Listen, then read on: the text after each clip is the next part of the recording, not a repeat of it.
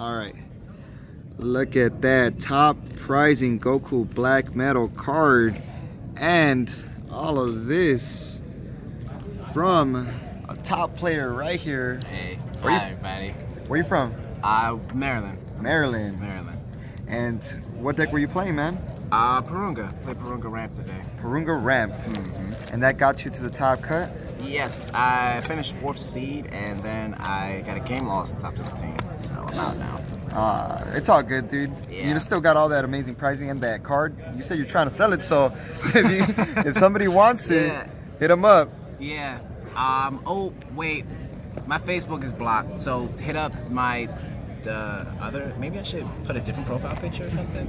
Okay, so the Facebook that you may have on your friends list already, just hit up the other one. That's not you can send me the link and I'll put it in the description. All right, okay. All right, so let's see what you got. Let's see the deck profile. Let's see what got you to the top cut.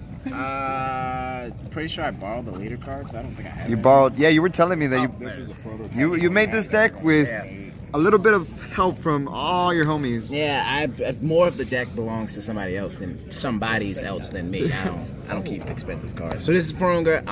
He's Shenron on the front, search 2, flip over, and he's a world peace effect for his ultimate. Everything else is black dragon leader thing, wish effect. Yeah. All right. So 1 drops. Main 2 Kai. 2 Kais. 2 Supreme Kais. All right, 2 Supreme Kais. 3 Regulator Whis. Why this one? This card was something that we decided closer to the end in the testing that we wanted to use because the 1-star ball is crap. I don't care what anybody says.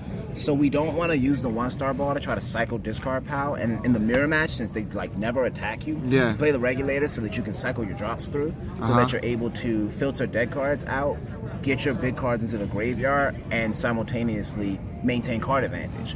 It also helps in aggro matchups because it prevents you from having to use your Super Dragon Ball to put on the discard pile. You can just discard it with the Regulator, the same way you would with the 1-star ball. That's smart. Yeah, you're right. Except it's a 5K, it's a blue card, it charges. Yeah, 1-star it charges. Ball. And it's a body on board, which is increasingly helpful in mirror matches if you were to have to swing to create combo, even though generally you don't.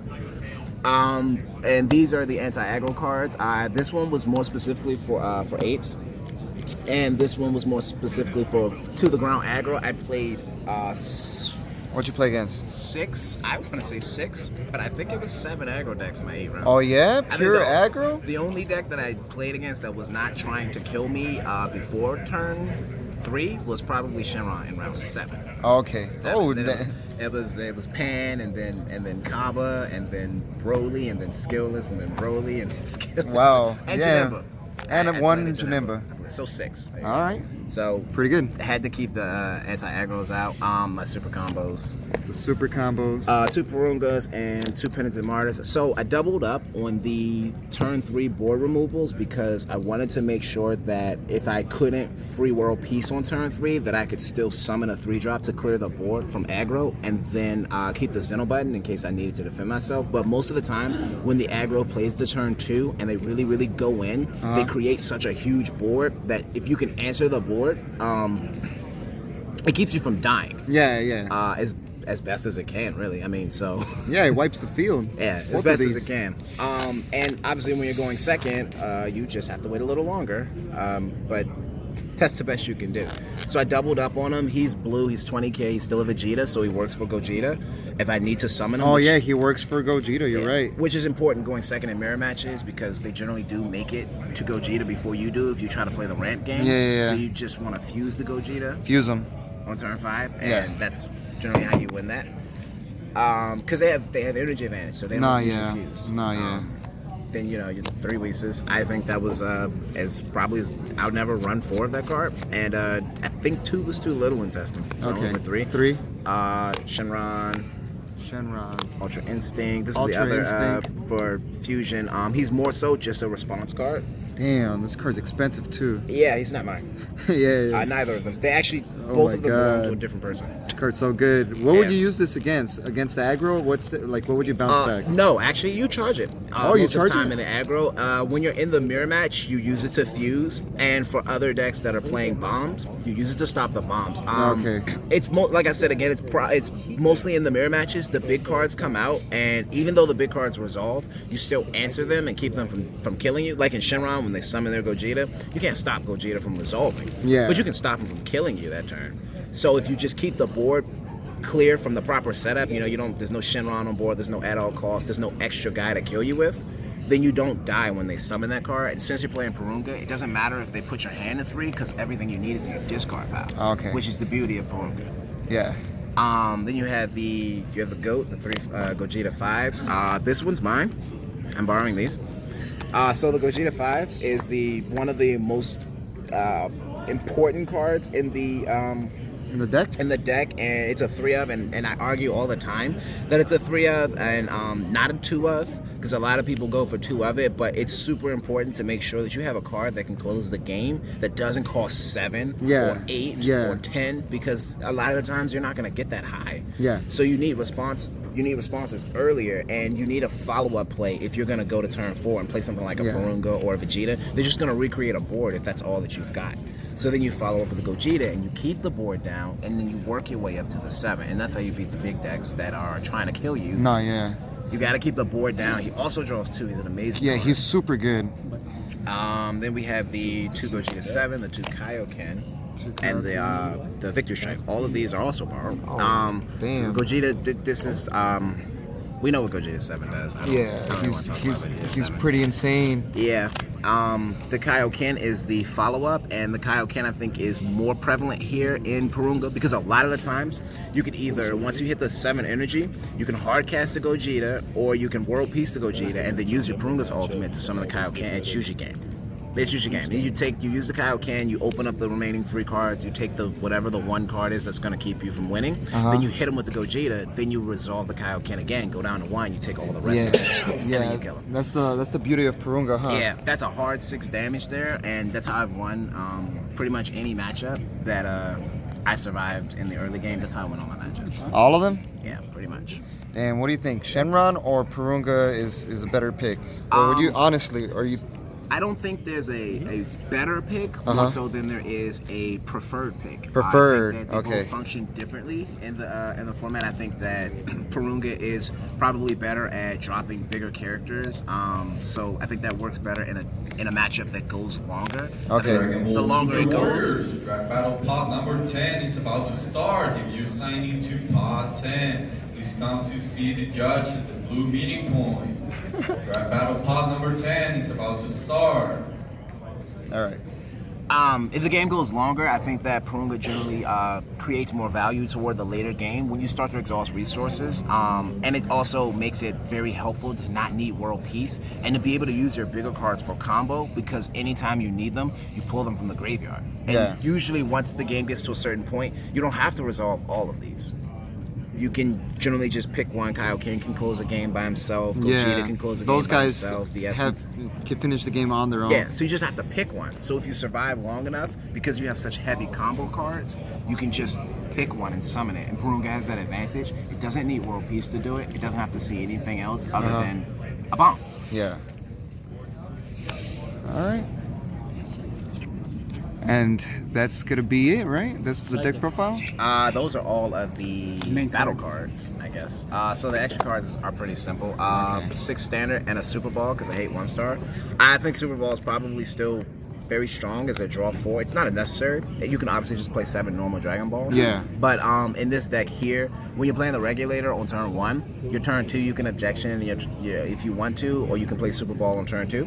Generally, I would objection on 2 to go to 3. So when I charge to 4, I can Super Ball, and then that means that if I get the free World Peace the next turn onto the Whis, I have 3 energy open, and I feel pretty safe at 3 energy. But I'm not playing Senzu Bean, so I'm very mindful of how much energy I have at the end of each of my turns. Okay, that makes sense. So, you got them Dragon Balls. with that being said, if I'm gonna Super Ball, I have to keep the Zeno button. Zeno? At 2 2. Zenos? This one's mine. That I borrowed that one. Zeno button. It's a Zeno button. It untaps all your blue energy. Everybody knows what it does. Yeah. a really powerful card now that Battering is gone. It's very, very reliable. And you charge a lot of blue in this deck here. It's kind of hard not to. Yeah, so you have to love it. Xenobud's a great fallback card. It makes Ultra Instinct a very safe and reliable option for counterplay because most of the time people attack you and attack you and then attack you and then they play their bomb for the turn. Yeah. And so that means that you get the option of Xenobud in your energy open and you either block all the plays, block all the attacks, which changes the big play, or you let the attacks go through, which baits the big play into the counterplay. Ah. Nice. Xenobud. It's also just really good for defense and it helps you to create your Gary because you have so many 10 games. Yeah. For objection, it's pretty obvious. Yeah, 4 objections. These are mine. Ta-da. All right. And then 4 world pieces. 4 world pieces. Because if Yu-Gi-Oh! Could play 3 Monster Reborns, they probably would. So Dragon Ball Super can play 4 Monster Reborns, so why wouldn't they? Yeah. So, Monster Reborn, technically, you're right. Yeah, that's exactly what that card is. Yeah. Monster Reborn that is not once per turn and can be played for free and then played again. The way you make it sounds broken. It is broken. It probably shouldn't exist. It should never have existed. All right. I don't make those calls. And then Noise's Coercion. I kept it 3 because I wanted to keep my extra cards down to keep more combo power. Okay. So only 3 Coercion. All right, nice. And then the side deck, because I know that's very huge when it comes to these big events. I'm a big side deck person. I'm not as good at side decking, so it's one Mafuba. Mafuba. I actually just had 14 cards, and so Mafuba was a good 15th card pick. I didn't use it, Oh, you but didn't use it? I felt more comfortable having it than not having it. Having it and not needing it than versus that stuff.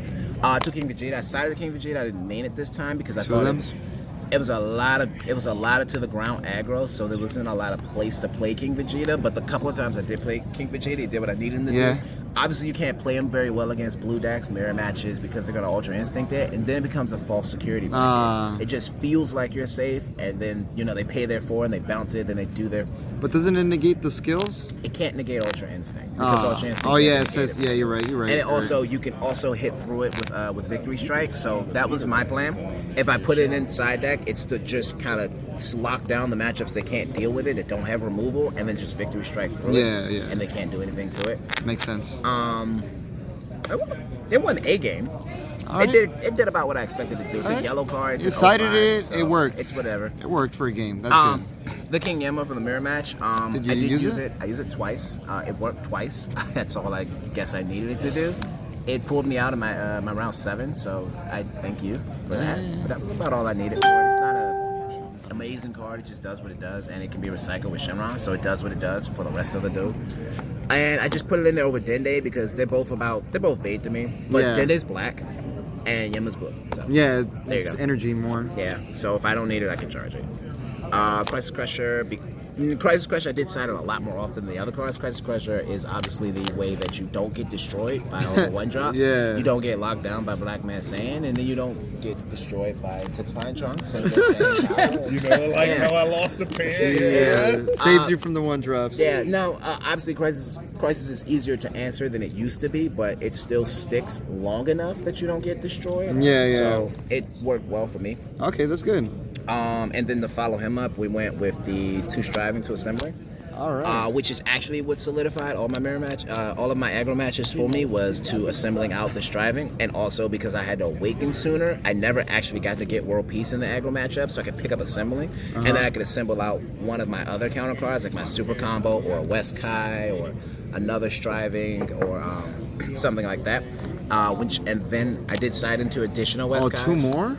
4 West Kais was the way for me to go. I didn't want to play 4 in the main because I wanted to give space for Supreme Kai so that I could differentiate between the type of aggros I was playing against, because I didn't exactly run into all like ape aggros, but I did run into 2 Broly 8 matchups where the 4 West Kais did actually win the games for me. I did resolve West Kai 8 times in my best of 3.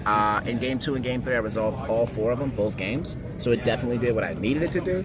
And then 2 Desperate Measures, because the card is really, really good. Yeah, this card's really good. It's really, really good. It's really, really good. I used it, I wanted to use it one time to stop a Champa from getting my Victory Strike, and I was able to win that game. I pulled that game out just because of Desperate Measures. And that was it. Other than that, I just kind of use. Oh, I used it on a Copy U6 guy who was actually about to destroy me. Ah, He desperate measures. summoned his KO. He was going to destroy me. I had nothing, but I had desperate measures it. So. All right, and that's the deck, man. That got you the price, all that pricing over here. This gold. I mean, this is not It's gold. alright, Metal but card. Buy it. I'll feel better. Then it's good. Yeah, I'll have his link in the description. If anybody wants to get it from him, we could definitely, have that happen. Sooner rather than later. If I go home with it, I'll lose it. All right, well, and that's the end of the video, man. Thanks for showcasing your deck. Any shout-outs real quick? I definitely want to shout out, first of all, this mat here is from a game that we're making called Arcana Legends. So Okay. this is a mat that my friend designed on his favorite character in the game. So we're trying to make it. It's a card game, and it's in development. We're doing all the art, and we're making all the cards ourselves. So look out for that soon, because it's in production. Oh, okay, so that's good. We just gotta, Yeah. shout out I on that. I didn't want to know. shout out a couple of my buddies that I travel with. Obviously, Jamal's my buddy. The squad right here. This is Trini. What do you guys call him? Marcus? Is that his name? Yeah, you call him Marcus. This Trini is my buddy. And I wanted to thank the guys that I ran the gauntlet with. So I wanted to thank Justin Rosenberg and Eric Thompson and Nick Green and all of the guys that came up here, Daryl and Zach and all of them, because we really worked on the deck. It took us about 6 weeks before we finally settled in on this list. So we put a lot of work into it, a lot of playtesting, more than I think I playtested more for this event than I have ever done in my life. So I want to shout them out because it was a lot of 11 p.m. to 4 a.m. playtesting sessions, 4 times a week. Results show, man. Results of training. That's why you made it to the top. And then towards, I guess, the last 48 hours of my trip, Sharon's Lair let me stay with them. So I wanted to shout out Marcus and all of Sharon's Lair because they pretty much put the top end of what I needed on the deck. They gave me the last little bit of experience that I needed and the playtesting that I really needed to come in prepared for today's matchups. I saw a lot of what I saw here, I saw there. So I had pretty much all the experience that I needed to come in comfortable with my 8 rounds. So thanks you guys. And also, I'm not a part of their team, so I really appreciate them letting me stay with them. That was really cool with them. And we had a lot of fun this weekend. It was a great weekend. All right, man. Thank you for everything. And like we always say, y'all stay super. Thank you. Stay super.